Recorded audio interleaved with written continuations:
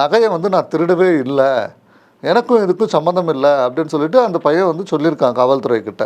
காவல்துறை அதை ஏற்றுக்காம அஜித்குமாரையும் அவங்க தம்பியும் 2 பேரும் வந்து சேர்த்து தான் வந்து விசாரணை கூட்டிகிட்டு போயிருக்கிறதா சொல்கிறாங்க.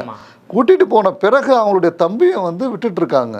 விட்டுட்ட பிறகு வந்து பார்த்திங்கன்னா இவரை மட்டும் வந்து டார்கெட் பண்ணி, ஏன்னா இவர் தான் வந்து அந்த காரை வந்து எடுத்துகிட்டு போயிட்டு பார்க் பண்ணவங்க அப்படின்ற ஒரு சந்தேகத்தின் பேரில் வந்து பார்த்திங்கன்னா இவரை வந்து விசாரணை செஞ்சு இவ்வளோ பெரிய தாக்குதல் வந்து நடத்திருக்க வேண்டிய அவசியமே இல்லை. இது வந்து பார்த்திங்கன்னா மனித உரிமையினுடைய மீறல்.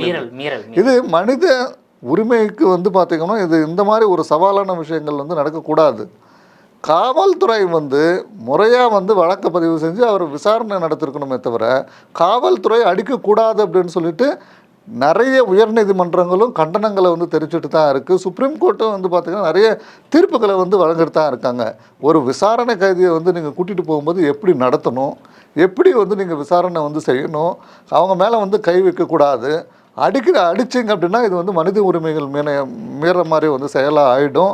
அதுக்குண்டான தண்டனை உங்களுக்கு வந்து வழங்கப்படும் அப்படின்னு சொல்லிட்டு உயர்நீதிமன்றமும் உச்சநீதிமன்றமும் பழைய தீர்ப்புகள் மூலிமா வந்து அப்பப்போ வந்து சொல்லிட்டு தான் இருக்காங்க.